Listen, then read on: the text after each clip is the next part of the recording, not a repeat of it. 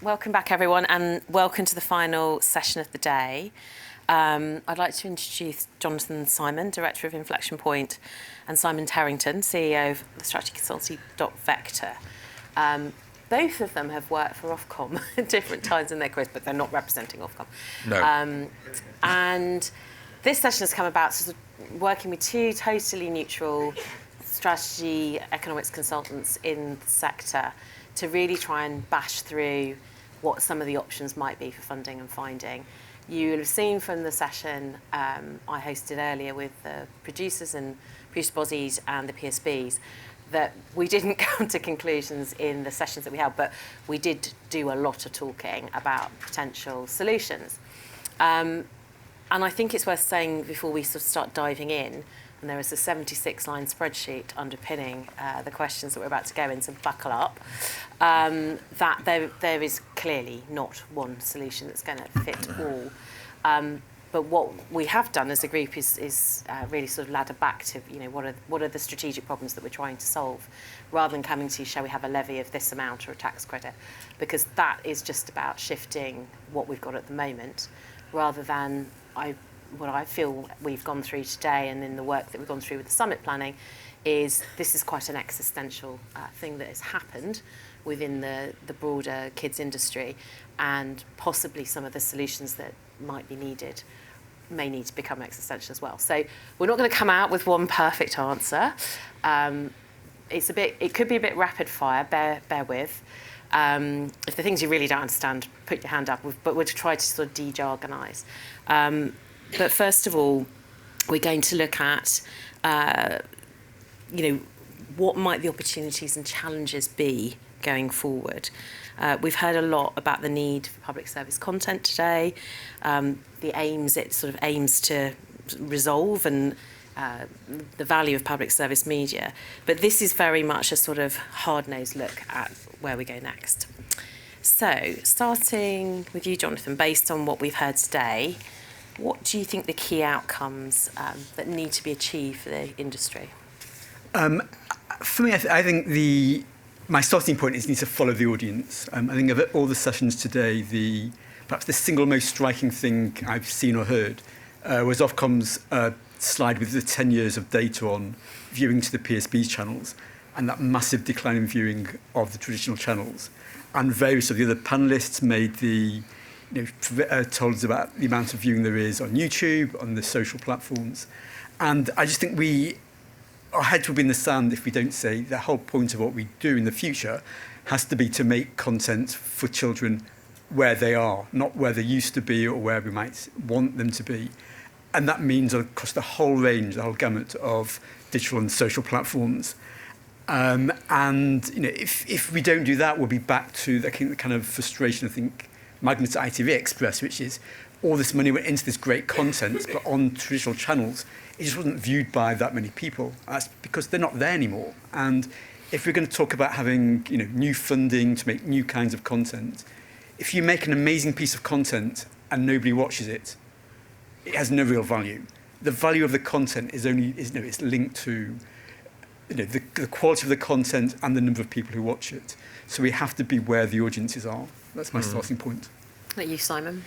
So I think Jonathan's absolutely right. I think the dilemma that the public service broadcasters face is this, which is they still want to have a presence in distribution. I know Emma has a great history in PSB distribution. They still want to have a presence in distribution. They know how important distribution is. I'm a great believer in the PSB tradition. I first worked for the BBC in 1993. Great believer in that. I would also say, by the way, I was the Director of Content Policy at Ofcom between 2016 and 2019, overseeing children's and prominence and the commercial media sector. And I feel really guilty about the change we've seen since then. I feel, it worries me. I mean, I was going to say, well, ever since I left, it went off a cliff, but it's not quite that. I think it was already on the cliff. But it's a real source. So I believe in the PSB system. I can see why the PSBs want to have strength in distribution, so they can't just give it all away. But I agree completely with Jonathan. And in terms of a lot of what we've heard today, certainly in the last panel, it really struck me, and it's something I've learnt myself with being in studios, is about the creation of new types of content. So perhaps the actual fundamental form of television may be partly in question here. What do you think, Jonathan? Yeah, I mean, it's actually a corollary of if you'd be on the platforms where young people are, you have to make the kinds of content that people are watching on those platforms. So one obvious example is that, we're used to the world of TV of 20, 30, 60-minute linear shows shown horizontally. Young people are watching vertical video that can be 10 seconds long, and they may be watching 80 pieces of content from one provider. That was all created today. I think so made the point you can literally make content today and get it out there this afternoon. It's all a lot faster, it's all quicker, it's all very different kinds of content. And so I think we need a bit of everything. We've seen that a lot of the YouTube content is traditional long form as well as short form. We've seen Netflix has done well. I think you need a balance of everything.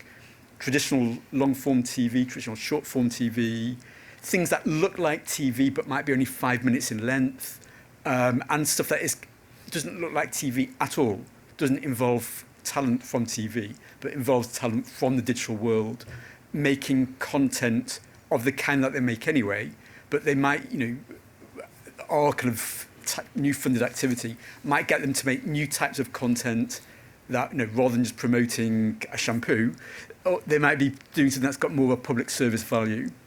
And volume is critical, right, as well. I think in many cases, just volume and agility are critical, So in my spare time, I've pumped out 300 YouTube videos, right? Maths and chess, just try it, just done a bunch of stuff. And at one point I was making one every night. And you learn a lot. Some things work, some things don't work, So I think volume and speed are really key.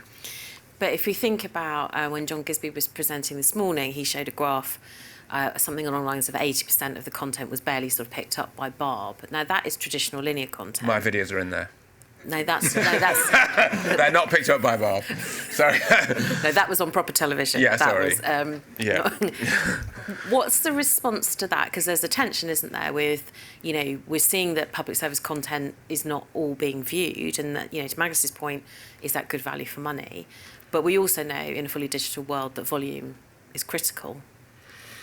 So I think what a lot of the speakers have talked about, and I think absolutely rightly, is there is a lot of content out there, and now with video sharing platforms and to a degree with catch-up, there's layers and layers of often very, very good stuff that's, sitting with my kids and watching Ben and Holly or Victorious or all these things. They absolutely love it, So I think there are all of these layers, which means that, it's Jonathan's point, distribution is key where people are, and it also means that navigation is key, I guess. Just add also, I think the production model is also very different with new content. So a lot of the kind of, the UGC is often created almost literally for free. And even professionally produced content made for new platforms is made at a tiny fraction of the costs of, a 30-minute TV programme. So I think you can potentially create volume, large numbers of volume of pieces of content, each of which may be very short, at much lower cost levels than you would for TV. But going back to the John Gisby slide, I think I was a bit less concerned about that because I think that 80-10 rule he talked to, it applies in a lot of sectors. And I think it applies in cinema and maybe even to high-end TV, where you get one breakout hit that does spectacularly well, maybe half a dozen breakout hits, and whoever made them, they're set for life. But beyond that, you can, the rest of the sector can make enough money. It's similar in books, right? Yeah, similar in books, yeah. Yeah, a lot of that, yeah. So I would not be overly concerned about that, to be blunt. So as a strategist economist, you still think there is merit in having the sort of depth of work. You're going to, rather than just making shows that hit large numbers. Yeah, it's a paradox, isn't it? Because in many ways, it is a wonderful time to be a child. There is a lot of great stuff available. There is a lot of choice. I suppose the way I would look at it, my real concern is polarization, because I think for, someone who's got, engaged, educated parents who are guiding them, I think it can be a wonderful time. I would say sort of, a few decades ago, we all got the same stuff, right? We all got BBC and ITV. We got a bit of Sky. There was kind of equality. It was good stuff. That felt good. I think nowadays what you might be getting is, what worries me is you get a subgroup who are super served, who get lots of choice, who can learn very quickly. You get other groups who are having less of a good time, and I think it's that polarisation. Universality is a big PSB concept, right? And I think losing that might be the worry. And so the question is, what role does public service media have to play in this mixed ecology? Well, you.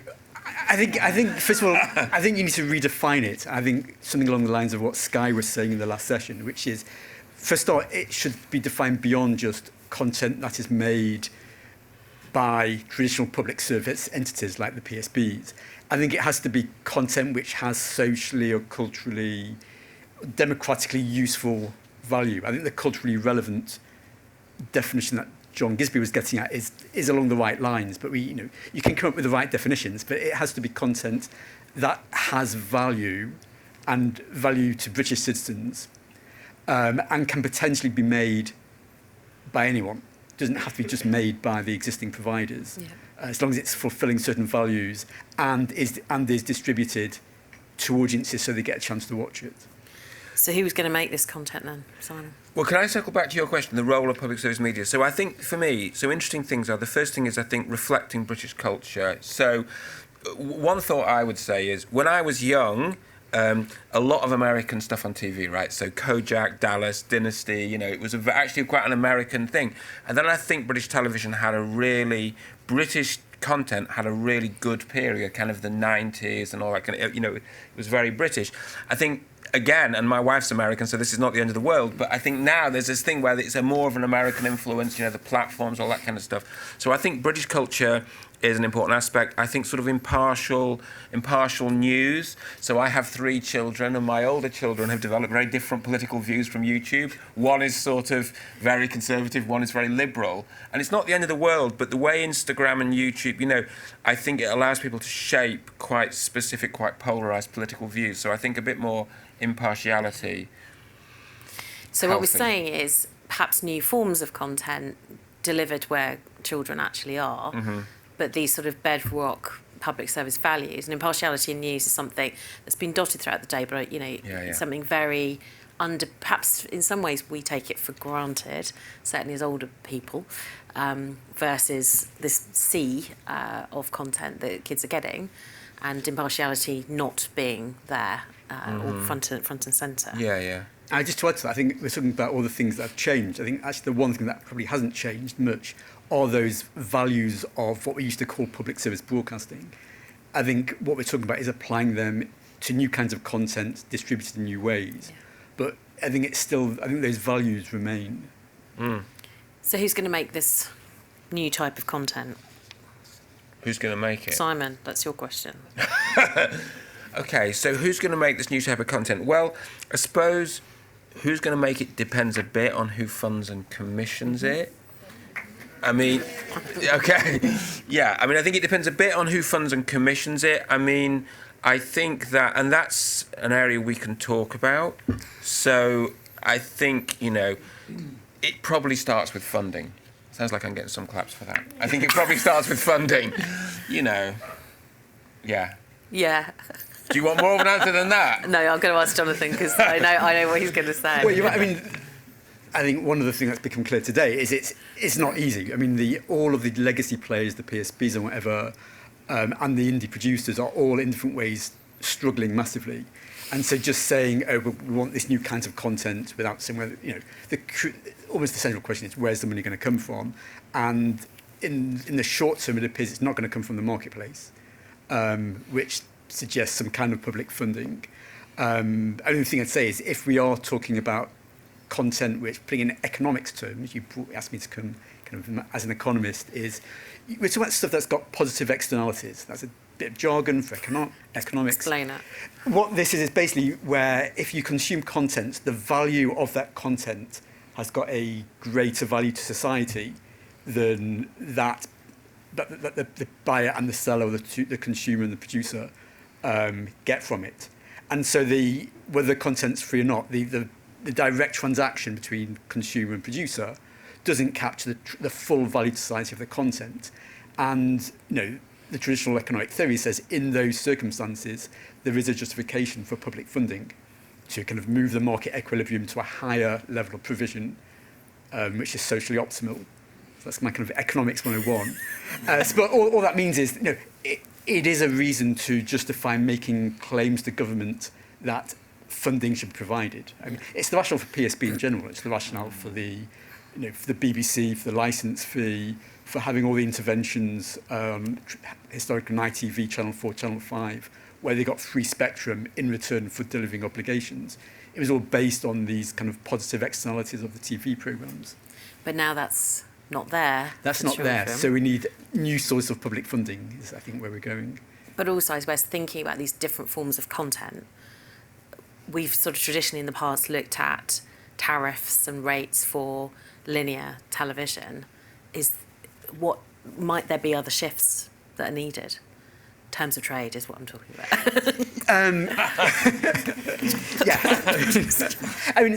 The terms of trade are defined with respect to television. They've moved over time, but the basic premise is a compact between the producers and the broadcasters that give, a kind of a win-win, a very, very carefully negotiated win-win. And I think in the TV world, historically, what the broadcasters have wanted is UK exclusivity over a certain window of time, beyond which rights revert to the producers who can exploit it to their heart's content in secondary markets and in overseas markets.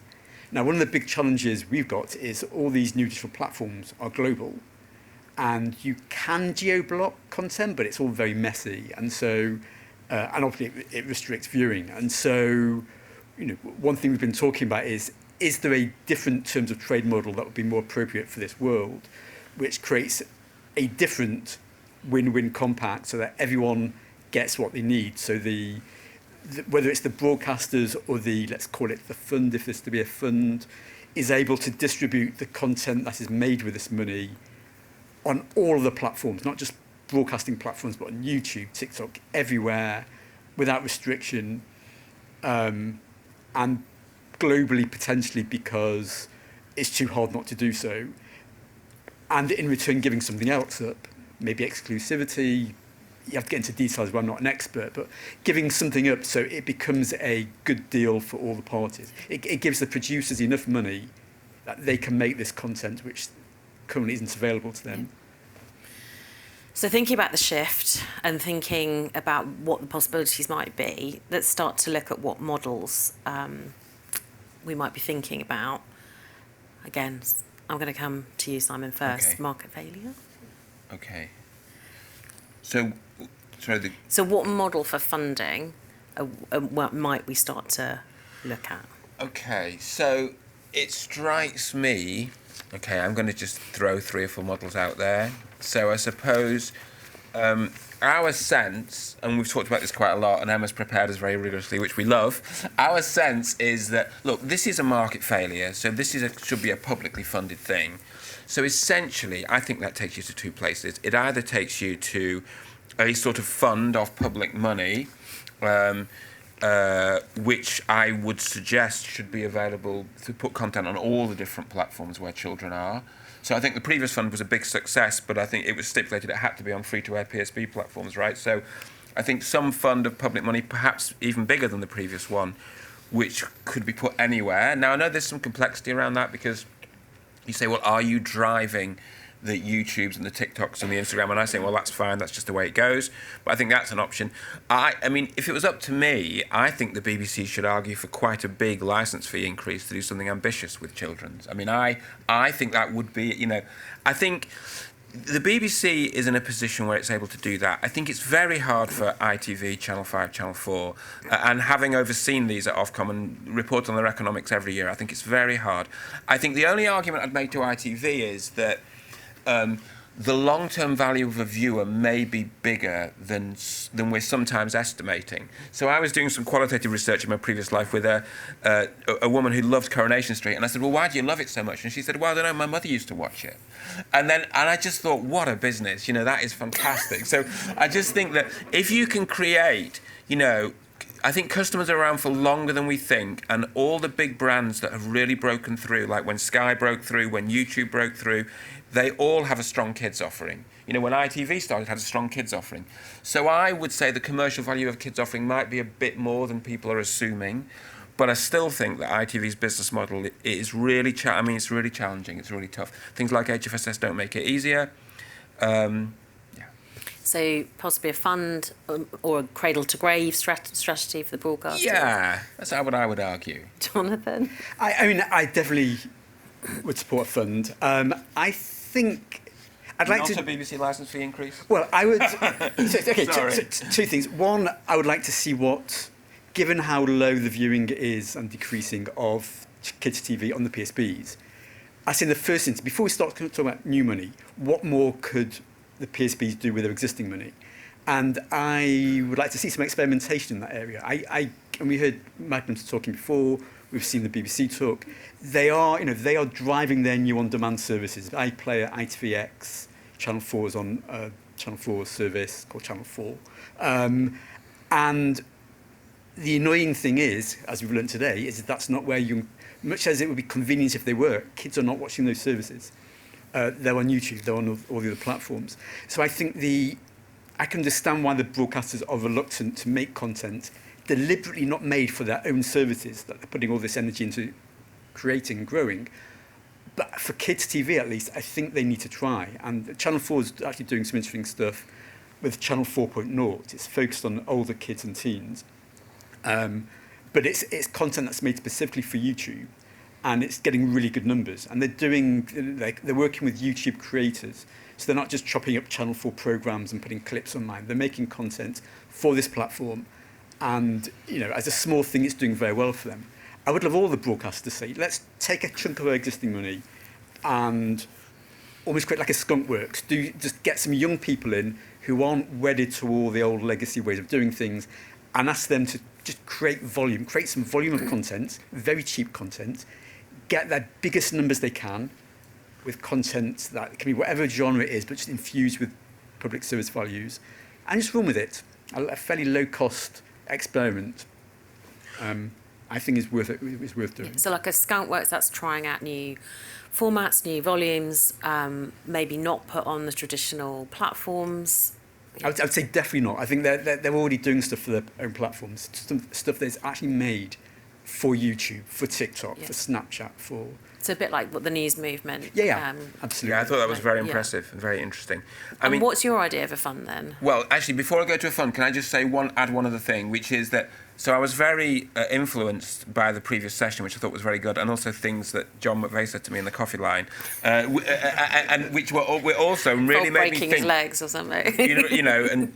Which made me think, and I think there's two things. I think there's one about sort of going with the grain of the business models that are there. So thinking of creative ideas that go with the grain. And I think the other point would be getting players like, it's great that YouTube were here today, getting players like YouTube and TikTok and Instagram in the room, including them. And, I'm a big believer in PSB and I spent a lot of my life working in it, but I also think going with the grain of those new business models, thinking of new ways, I think is really important because to an extent, to take things forward, we can't just be captured by the old thinking, right? Because it doesn't seem to work on its own. So who would commission the content? What, in the new fund? Yeah, this is a fund that's producing and placing, is it? What do you think, Jonathan? I think it definitely needs a new type of commissioner because I think all the existing commissioners are from the broadcasters and we've seen that they're quite wedded to broadcast platforms. Whether that person is literally a new version of the YCF commissioner who just sits by themselves, is given money from this new fund, and then just decides their strategy, what kinds of content they make, and then develops a series of co-production relationships with broadcasters, with maybe other news providers. Why not link up with newspapers or with other providers, even the news other people who are interested in news, for example, but are not the legacy broadcasters.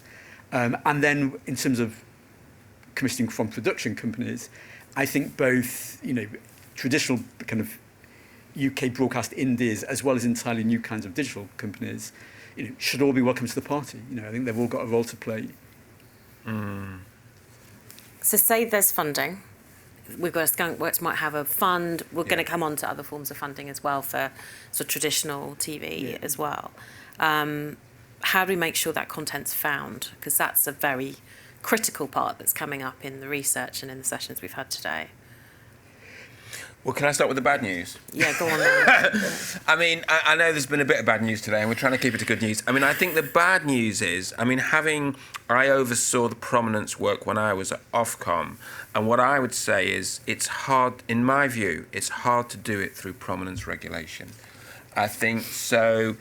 The prominence regulation was originally created when Sky came along, and I think the concern was that the Sky EPG would give them too much power over the PSBs. So I think that stuff was... But I think... I loved working at Ofcom, and I think we did a lot of good there, and and with a lot of fantastic people. But I think that there's a limit to what prominence regulation can do. So I think you've got to, work with a broad range of players, I would say. What do you think, Jonathan? So I'm also going to start with a bit of bad news, which is when we were bouncing out ideas the last couple of weeks, one of the ideas was a kind of what we call kangaroo for kids. So again, for those who've been around a long time will remember Kangaroo was this idea about 20 odd years ago where BBC, ITV, Channel 4 were going to get together, beat Netflix, which at that point was just emerging with their own joint service of public service content. And it got killed off by the competition authorities as being anti-competitive. And I think probably many, if not most people in the industry regard that as a mistake, that Kangaroo should have been allowed to go ahead. And who knows how much of a change it would have made.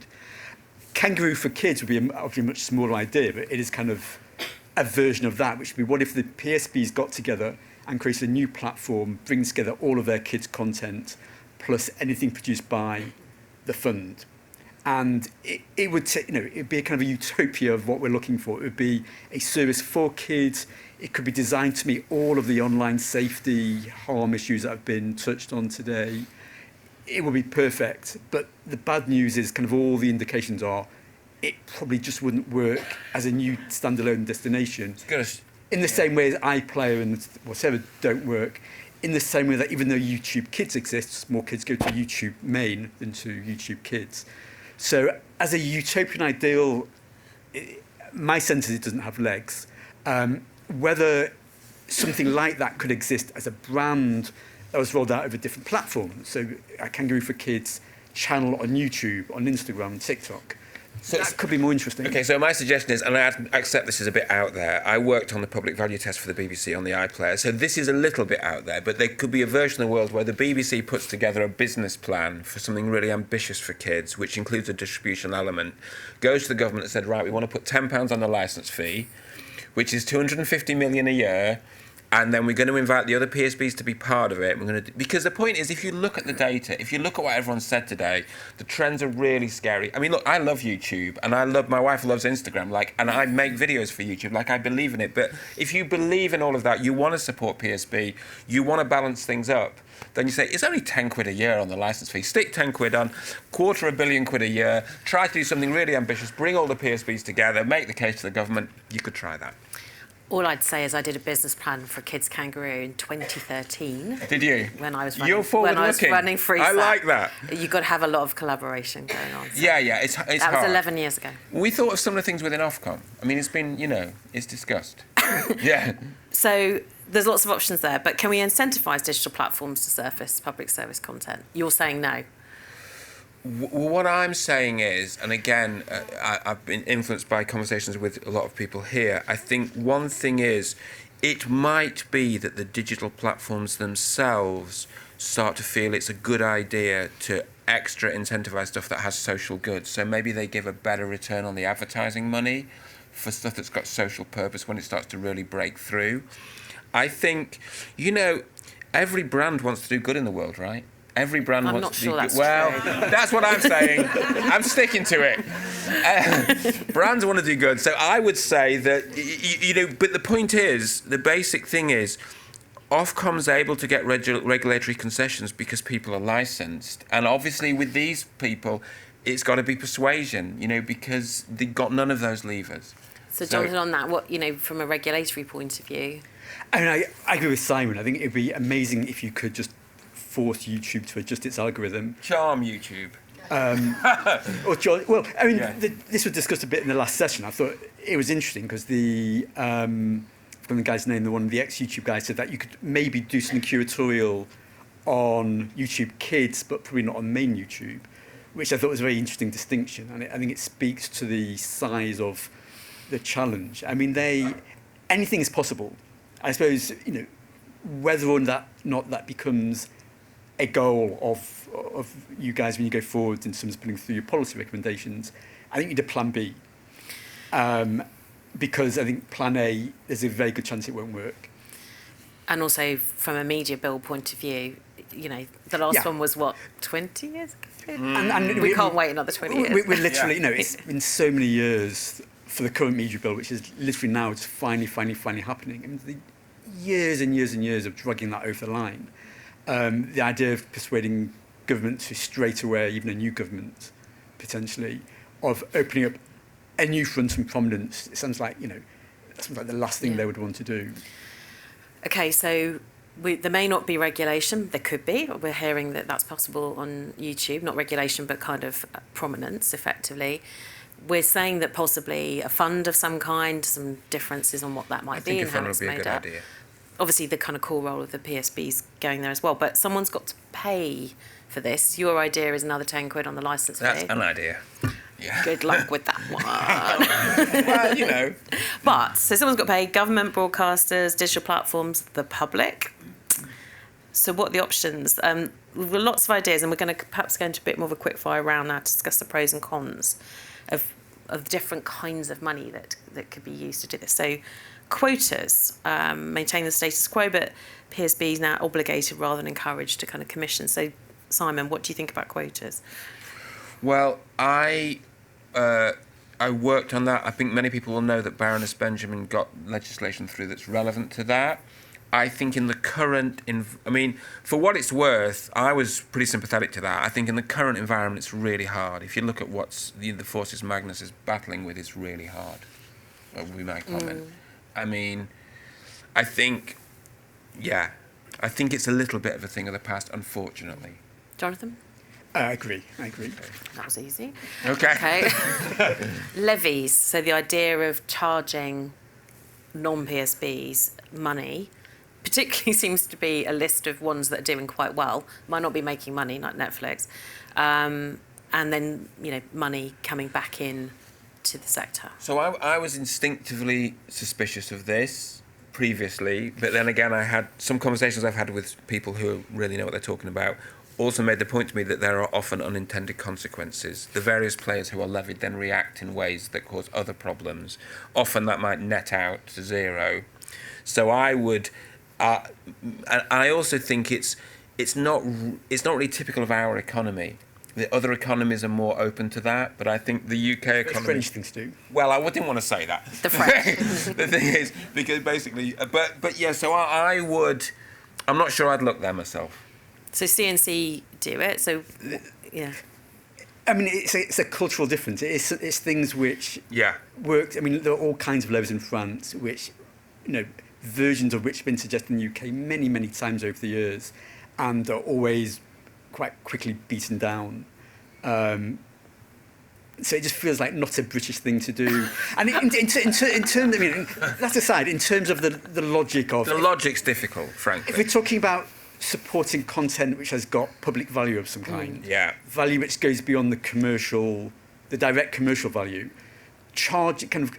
imposing a levy on a commercial player to make something where somebody else, where wider society gets the benefit, actually feels a bit unfair. I mean, you're on pure... But we're in an existential crisis of childhood. Yeah, which we really believe in, and which, I agree. Someone's got to pay, whether it's British or not. Well, I think there are other options. We talked about a fund. You're going to come to tax breaks. So I think that is a viable option. I'm not going to let anyone off the conversation. I think levies could be good match to them. So they can be potentially more interesting as a threat. As in, if you want to try and coerce good behaviour from private players, there are precedents for where... So we will levy you if you don't. Yeah. Basically. Okay. So if it's a public problem, then let's look at public funding. Let's get this one out of the way. Top slicing of the licence fee? I'm against it. I thought about it really hard. I think I'm against it. And it comes up a lot over the years. I'm against it because I'll tell you why I'm against it, actually. The primary reason is if we're going to find a new... OK, the problem with sticking £10 on the licence fee is it's regressive, right? So everyone pays and the less well-off pay the same, and that's really unfortunate. The good thing about £10 on the licence fee is there's accountability. The BBC has to stand up and show what it's done for it. There's that kind of link. So I think if you top slice and then put that into a fund, I think it's kind of the worst of both worlds, where it's regressive, but you don't quite get the accountability and clarity you get if you parked it with the BBC. So I would personally oppose that myself. No, I agree, and also it does just kind of create the precedent where if you're top slicing for this, here's 20 other things people might argue to top slice the BBC for. Yeah, Okay. Sorry. Enhanced tax credits. For me, I'd say a big yes. I mean, I've in the last few years, I've done quite a bit of work with the British Green Forum on tax breaks. Unlike some of the things we've discussed, they've been working in the UK for a long time. They work very well. The government seems to recognise that, and the government and HMRC seem to recognise the value they provide to the UK economy, especially the high-end breaks, in bringing economic activity to the UK that would not otherwise happen. So this is an area where I think, unlike most areas of government support, we're pushing on an open door. There have been discussions, I don't know what the latest is on them, but in terms of having an enhanced tax rate for children's content, or a variant of it, I think was referred to in the last session, content that meets kind of quite a higher bar of culturally British content. And I think there's a lot to be said for that. I think what we know is that the kind of globally, everyone does tax break. It's kind of an arms race where other countries keep raising their rates, which means that we need to raise our rates just to keep to the same level. So it's a very, kind of the global market for tax break competition is very high. Yeah. And I think the UK government and HMRC are aware of that. And the studies that have shown a positive return on investment have helped the case. So I think there's a lot to be said for making the case for a higher tax rate for kids' TV. Which might more benefit animation or sort of higher end rather than... It might, and I think what we're going to say also is this would never solve the whole problem, because the way the tax breaks work is they're attached to individual projects. So if you want to make, 50 TikTok videos, you're not going to get a tax break for those. The volume and the cost is too small. Yeah. It is going to be for more like traditional TV-like content, where you're dealing with hundreds of thousands of pounds, if not more. Simon, anything more on that? What he said. Okay. Government support from specific departments: Department of Education, Health. I've got things to say, but you. Okay. I think it's pros and cons. I think conceptually, if you kind of run through the public value type arguments and actually break up the different types of value into different kinds, you could say, well, actually, some kinds of content have got educative value, some kinds are maybe beneficial to health and well-being, and let's assign each one to the relevant department and ask them to give us some money. That has a kind of theoretical value, but it's very messy and persnickety. And I think even if it was agreed, you're then in a world where every year each department's individually reviewing its funding, probably looking to save money somewhere, and you can just imagine like death by 1,000 cuts, department by department. So my preference, I think, on balance would be to seek one big chunk from one place, probably DCMS, but from one place certainly. So I'm going to say two contradictory things. The first is we worked on Teachers TV. I don't know if everyone remembers Teachers TV, but actually I thought it was rather lovely, and we enjoyed working on that, and I think it was quite cool. I think more broadly, one of the great things about our PSB system is it is distanced from government. So it's not a sort of civil service. It's not an arm of government. It's distanced. So I think that's really important, and I think government can do great things in audio AV, but yeah, you need a bit of distance. So we're not so keen on quotas, not so keen on levies. It's hard going. Don't want to top slice the licence fee. You'd like to increase the licence fee. I mean, yeah, it's not just down to me, unfortunately. Don't want to take it from government departments. Well, I would say yes from DCMS. Oh, DCMS, yeah, I mean other. But you quite like a fund? Yes. Okay. How's that going to work? Who's paying for that? So I would say by a process of elimination, right? I think. It's the Treasury. I mean, it's just general taxation. General taxation or DCMS. I think So the public are paying. The public are paying through general tax. That would be my. I mean, it's not up to me. That would be my preferred. I think that's the best option. I think that's the best, and I think then that money goes to create a broad variety of content and broad variety of formats, which goes on, all the platforms, all the different platforms. So the positive externality argument is the public are paying for the roads, whether they like it or not. They're benefiting from the roads. This is all about producing content which will make, as someone very eloquently put it earlier today, children who are well informed when they're voting in the next election, people making good life choices, things which we as a society, we will all benefit from having kind of children having benefited from this kind of content. Colossal, yeah, it's colossal. So we understand a lot more about positive externalities now. We'll test everyone later. So it's effectively a political issue. Yes. It is a political issue, yes. It is a political issue. And I think the great work you're doing is raising awareness politically, which I think is very important. It's vital. CMF. Yeah, I mean, you're collectively. Yeah. Us. Okay, phew. I'm sorry, we haven't got an answer. A nice handy answer, but it's lots of thoughts and two big-brained people doing some proper thinking through it. Is that you and Jonathan? Yeah, that'd be not me. It's a bit crass, but can we do a bit of a show of hands? Yeah. It's not that we have one model, but I guess thinking about everything that's covered today, do we think that the model of public service media broadcasting, it should just be the case for the public service broadcasters now? That's kind of one option. Do we just, as is, do we stay as we are? Do we ask the digital platforms for kind of prominence is another option? Do we allow for experimentation and diversification outside of PSB, so the Jonathan idea? Or is there something else? So we'll start with hands up for PSB, carry on as we are. Can we have multiple? You can have you can vote for as many as you like. Yeah. Do we ask the digital platforms to create prominence? Yeah. Yes. You legislate. Don't ask. Okay. Yeah. That may take another 10 years, but so. Okay. I'm not. It's not my opinion. Do we allow for experimentation and diversification outside of PSB? Yes. A lot of people, almost everybody. Something else. Ask them what the something else is. Can I have investment obligations and levies like an awful lot of other countries in the world are doing, including Canada, Australia, France, Poland, Italy, Greece, Belgium. Hear you, Carol, but they're saying levies don't work. So I mean, I'm not saying.